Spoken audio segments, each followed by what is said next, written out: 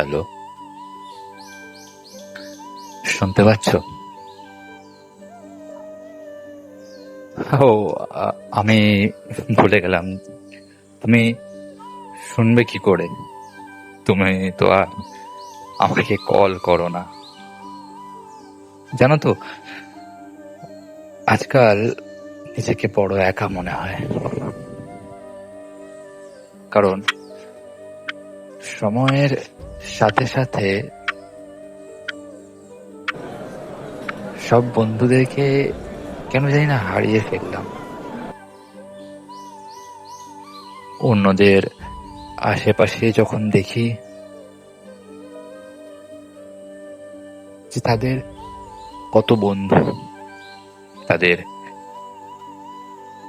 প্রিয় মানুষ, চাওয়ার মানুষের অভাব নেই।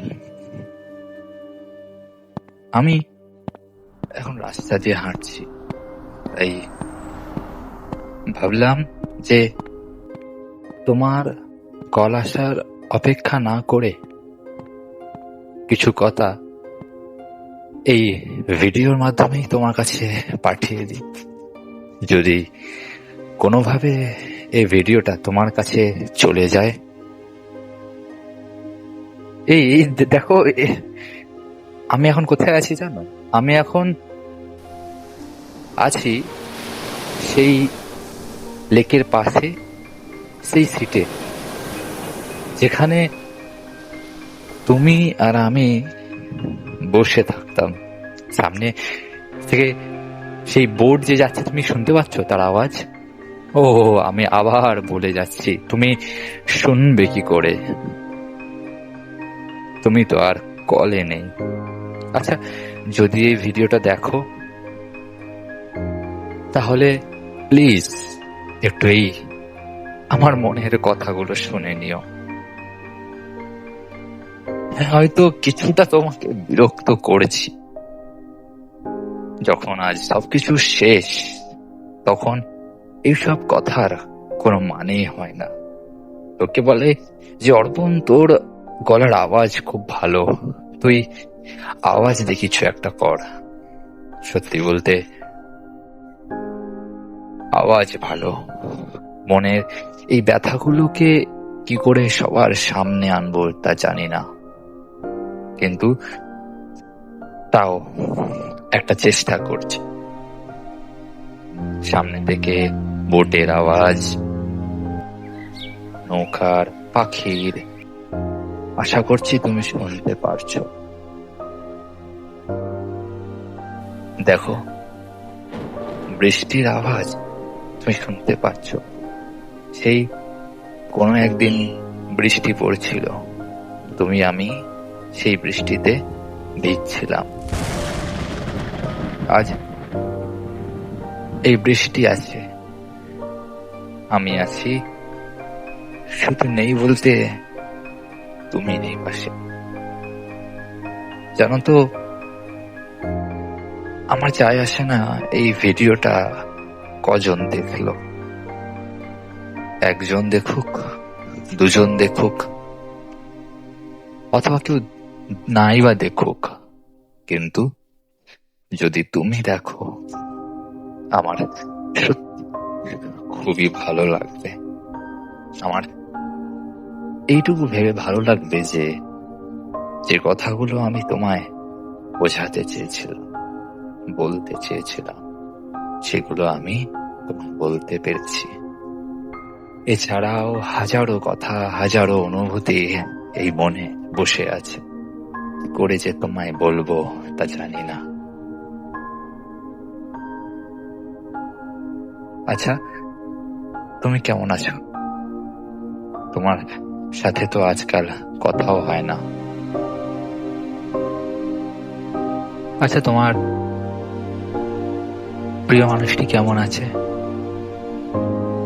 যার জন্য তুমি আমাকে ছেড়ে চলে গেছিলে?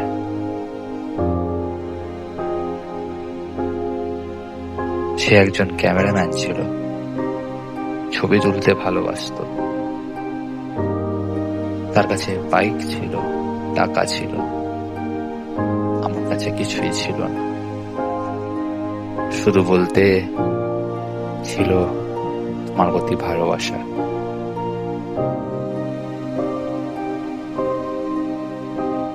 কিছুটা যত্ন,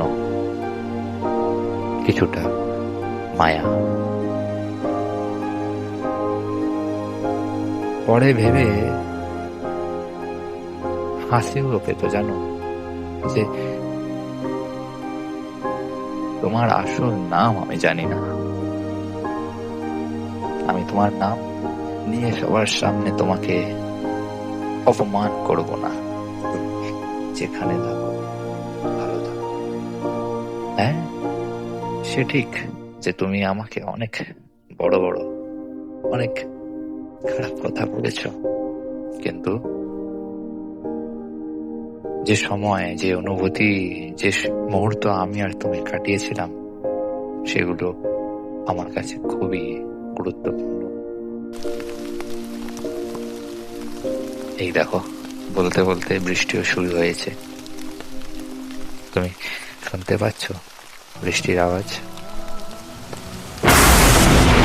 সেই পুরনো জায়গা, বৃষ্টি নামলো, মনটা খারাপ হয়ে গেল তোমার কথা ভেবে।